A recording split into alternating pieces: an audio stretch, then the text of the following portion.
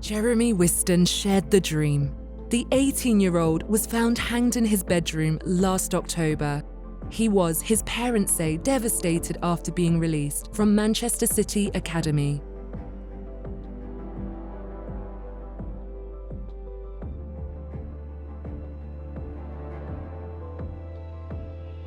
Hello, I'm Kenji Gorré, 27 years old, professional footballer for Boa Vista and the national team of Curaçao, and I'm a left winger.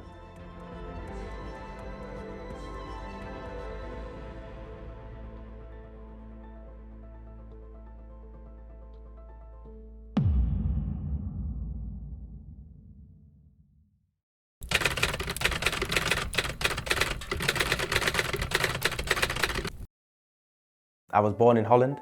I moved over to England when I was 5 years old. And my dad was a professional footballer, played for Ajax at the time. He moved to Huddersfield, so the family moved over at the same time. And ever since young, you know, football was just my world. Football was everything to me. So I can remember playing my first game for my local team called Broadheath Central. And that was in Manchester. On my first game, there was a City scout there. And he said, oh, we'd want him to come in and train with us and be with us. This is at 6 years old. And my dad was like, no, definitely not. Like, definitely not. We're not doing that. Like, this is his first game, let him enjoy. And I was none the wiser. I didn't know, had no idea what was going on. But now we're going home. And now my dad's telling my mum, and I can hear the conversation. My mum's like, no, what are you doing? You know, what's going on here? You're killing his dreams already. Let him do his thing.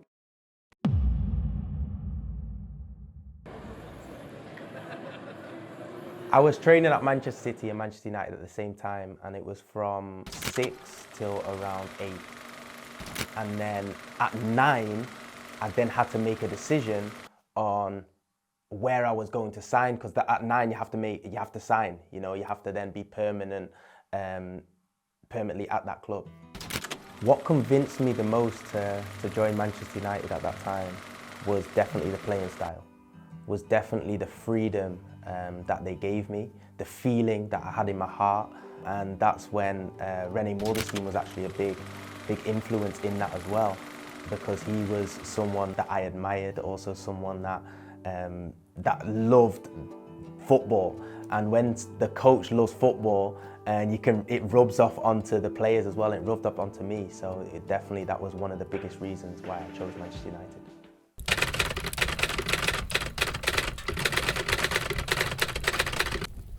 At Carrington, it was also like the pitches continued to go up a step. So every time the first team was like on the other side, and then you go in closer to the building every time, you know, under 8s, under 9s, under 10s. And every time I made it, every time I was like, wow, yes, onto the next, you know, I made it onto the next. The interest started to come in at 15, 16. I remember my dad ended up going to Southampton and being assistant manager there. And that's when my name started to be talked about in a way, because it was like, well, what's he gonna do? Is he gonna go with his dad? Is he gonna stay where he is? My dad mentioned that he'd spoke to Chelsea, he'd spoke to Arsenal, and they were interested in signing me. But for me, in my heart, like, I just loved it at Manchester United. I think for me, it was like, I'm really happy here. I'm going to do everything in my power to stay. And I remember, you know, the likes of Jesse Lingard used to come down and play with us, and Michael Keane, they used to come down and play with us. So for us younger guys, it was like, it was limited. Our chances were so limited.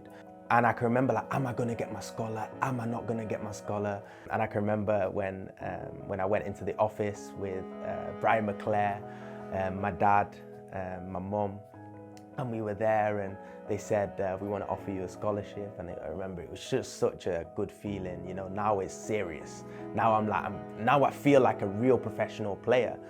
It was a 2-year scholarship that they offered me at that time. And when you're 18, we'll assess the situation, sort of thing, of where that will take you.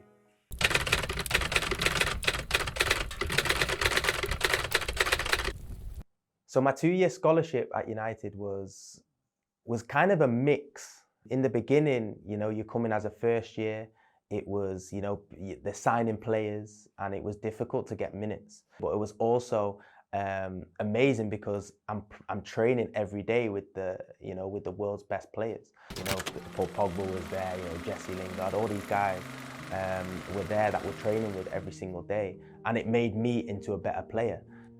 When we were a scholarship, we used to be there, and we used to experience the first team. You know, like we'd have lunch with them, we'd interact with them.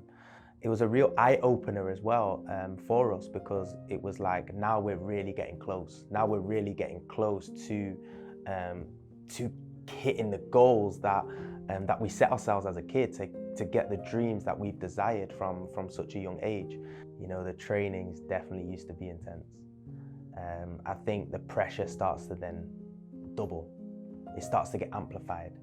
You can see like, wait, there's only a couple months left here. You know, emotions would really kick in, where I'm nearly in tears, you know, knowing like, wow, I want this so much. My coach said to me, Paul McGuinness, he said, the boss wants to speak to you. And I was like, wow, like, what's going on here? I'm going into the office. So I knocked on the door, I opened the door, and he's like, come on, son, come in. And then he said, Kenji, first of all, I appreciate you as a man. And he said to me, he said, you've had an amazing 10 years here. And I can give you a contract right now, but I know that it's not going to do you any good.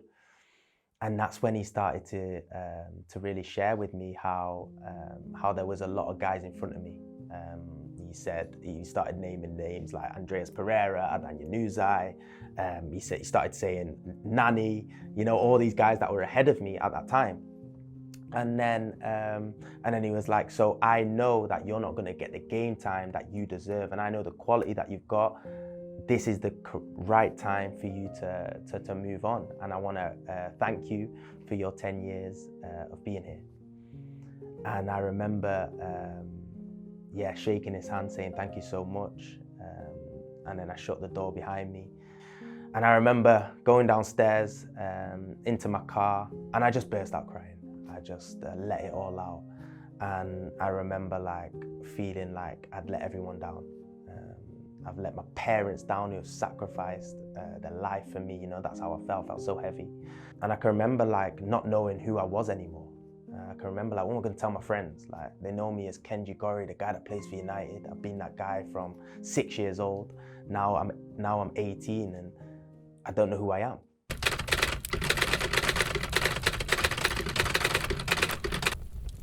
And I remember the next morning, my dad was making breakfast downstairs, and music was going on. Bob Marley was going on, don't worry. And then he was just making his breakfast. And then he was like, sit down. And he said, listen to me. He said, when one door closes, another one opens. And that's when everything my shoulders just went down like wow, like that is exactly what I needed at that time. He said, where do you want to go? And that's when my whole perspective changed. He said, where do you want to go? And I was just like, wow, like, yeah, where do I want to go? Like, what is it that I want? What is it that I desire? Where is it that I want to play? So that's when I took a pen and I went down every single team that was below United, and I was like, where am I going to break through into this first team? So I remember looking at West Ham, I was like, there's a lot of guys there. Looking at a couple of other teams, like looking at, nah, that's not. Looked at Swansea, and I was like, it's a little bit lit, you know. Nathan Dyer on one side, Wayne Routledge on the other. I was like, this team is hard. I would love to play that. I remember specifically, I looked at my dad, I was like, this team would be mad. I looked at the under-23s, at what wingers were in front. I was like, this team would suit me perfect. I remember looking at Everton, looking like, yeah, that's it. I would really suit there as well. And shortly after, I went on trial at Everton.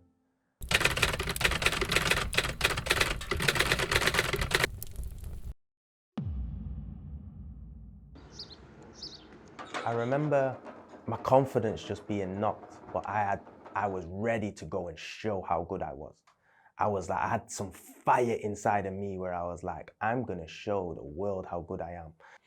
And I remember going into training, And I was honestly, it's the best that I've ever trained, best that I've ever played. I remember Darren Gibson came to me and he was like, bro, don't worry at all. Like, you're gonna get a deal, bro. He even went to the coach and was like, sign him. And after that knock, I was like, wow, I am good. You know, I am actually a good player, because I started to doubt myself. I started to feel like I wasn't good enough. I started to feel like, am I gonna make it? And I can remember after the week that I trained with them, the coach then came to me and he said, we're not gonna offer you a contract. And I remember getting in the car with my dad. I was mad confused. I was like, huh? Like, serious? Like, I just didn't get it. But I was so confident, and I took away so much from that time that I was like, wow, like, I've gained already here. I've gained already. It was crazy because there was also someone else on that trial, and there was an agent there as well. And they watched that training session, and that agent ended up going to Swansea and saying, you need to sign this guy. And from there, the next week I signed a 2-year deal at Swansea.